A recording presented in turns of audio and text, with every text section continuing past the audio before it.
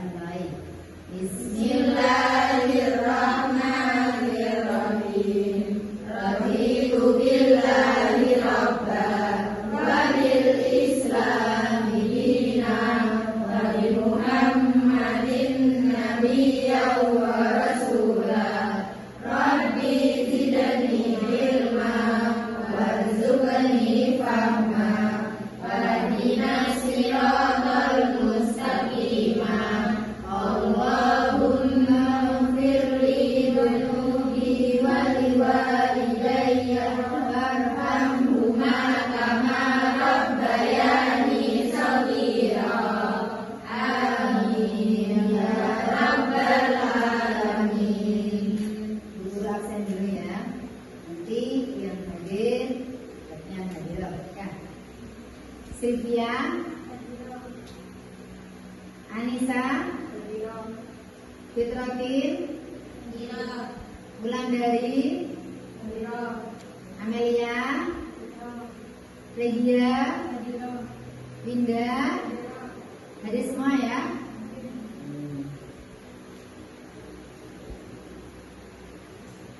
Anak-anak, kemarin kita menerangkan tentang kita sekolah ya, menerangkan tentang toharoh, yaitu bersuci dari hadas besar, bersuci dari hadas kecil. Kalau hadas besar apa cara bersihnya bagaimana? Dengan mandi. Kalau hadas kecil dengan berwudu. Sekarang kita lanjutkan tentang najis ya. Tahu najis nak? Najis apa?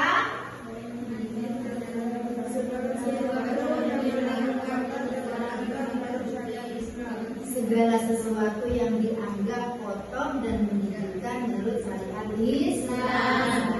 Yang mana najis itu ketika tidak disucikan tidak akan sah sholatnya bila mau mengerjakan sholat. Saya terangkan ya. Najis itu ada 3. Disimak. Najis ada 3. 1. Najis mubalaghah. 2. Najis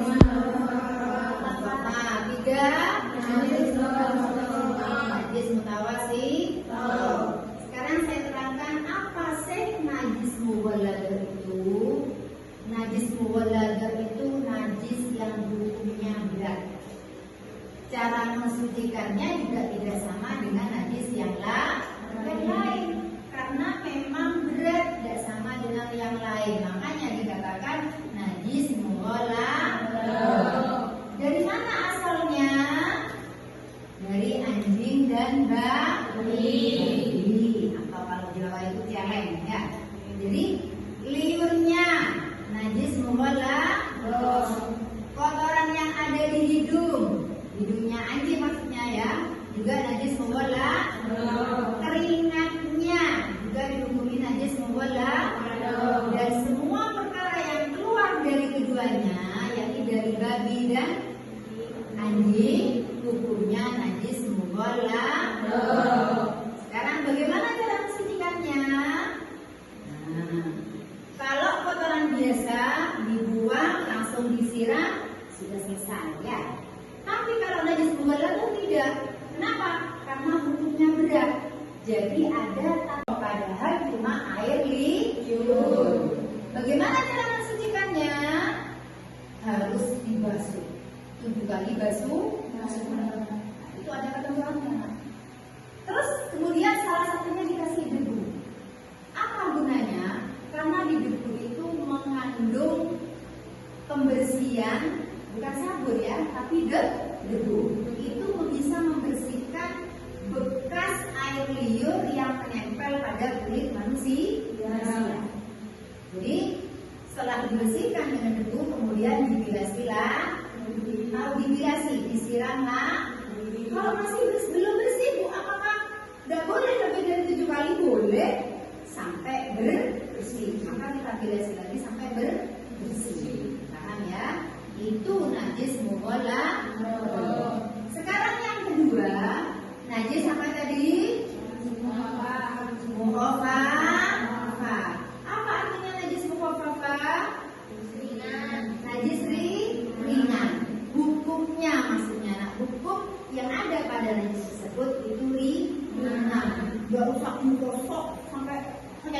ya. Jadi cukup hanya diperciki dengan air. Gak usah langsung disiram sok dah. Nah, itu dari mana najis tersebut? Yaitu dari kencingnya anak laki-laki yang masih kecil, bayi ya, belum nyampe umur 2 tahun. Terus syaratnya lagi apa? Tidak makan apa-apa, yakni hanya menyusui saja pada ibu. Seperti itu. Itu namanya najis mukhaffaf. Sama kecipratan, tepak gendong, kecipratan PVC sama itu ya. Maka kita cukup hanya memercikan air padam yang mana najis juga harus disiram sol. Mau disiram atau enggak? Cukup dibersihkan dengan air. Itu sudah diberi suci. Kenapa? Karena namanya mukhaffaf, itu ringan hukumnya. Nanti kalau ditanya sama guru harus bisa kalau tidak paham ya. Yang ketiga, najis apa? Najis mutawasito.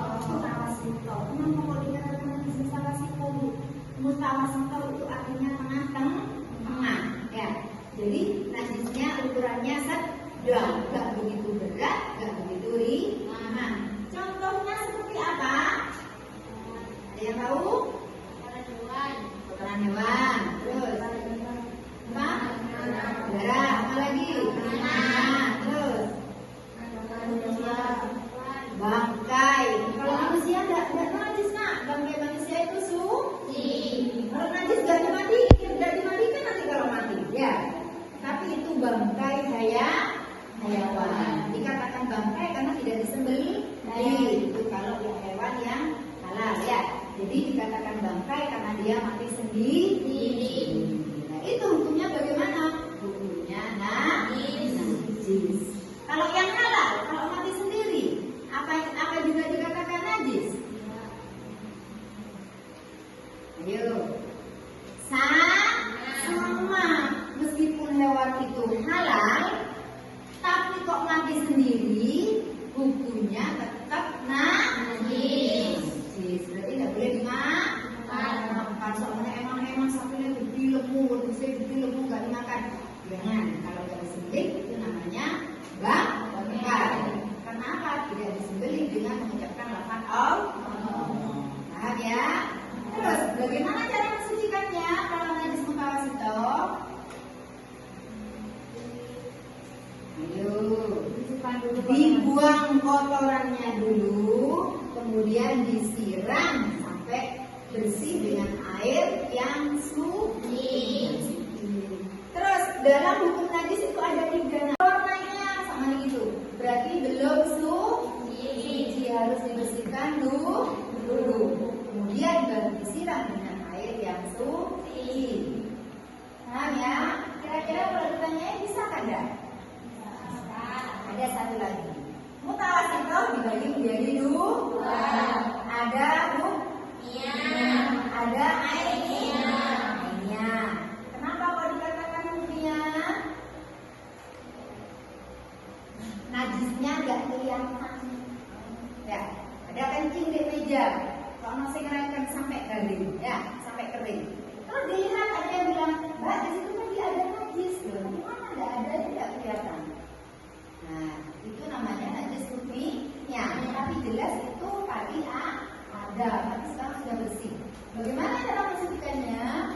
Cukup disiram sol dengan air suci, sudah suci. Kalau najis airnya kelihatan. Kayak kok kalau lentung. Bagaimana cara mensucikannya? Dibuang dulu, bersihkan dulu. Kemudian setelah bersih, digosok dengan air sedikit, terus disiram dengan air yang suci. Airnya harus mengalir. Sekarang coba ibu guru ingin tahu sampean paham apa enggak? Dibuat menjadi 3 kelompok.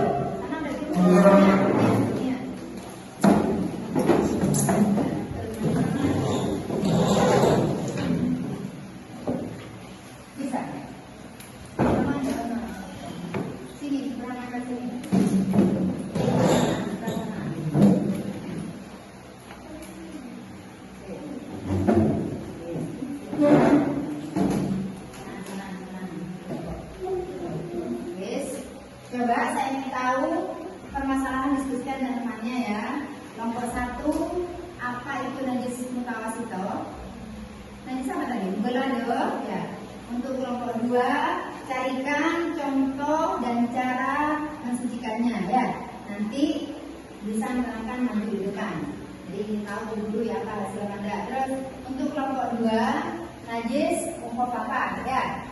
Bahas nanti apa itu najis umum apa, bagaimana cara mensucikannya, dari mana itu asalnya ya, najis itu dari mana, sucikan dengan mana. Untuk kelompok 3, najis mutawaf. Selamat mengerjakan. Ayo. Kasih waktu berapa menit? 5 menit ikut ya.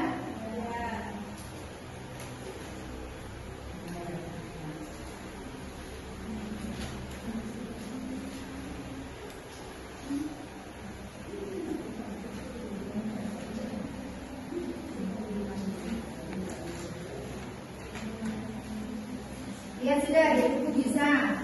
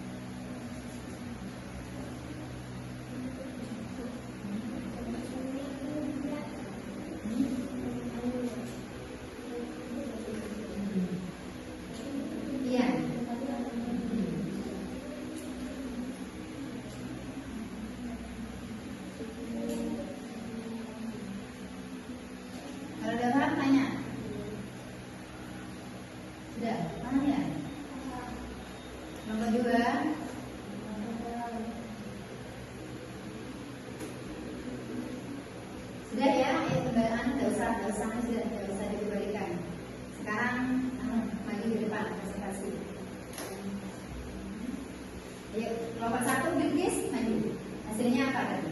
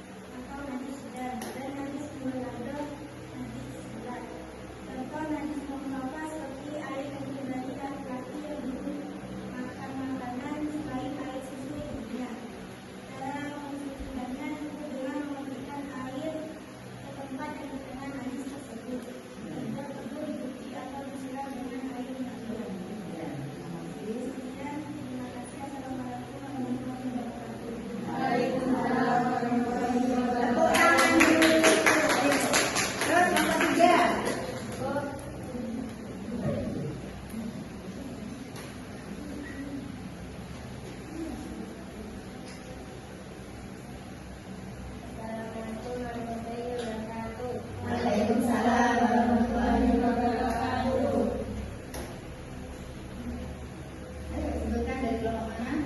Saya dari kelompok 3 akan membacakan proses makan habis membaca. Jadi kita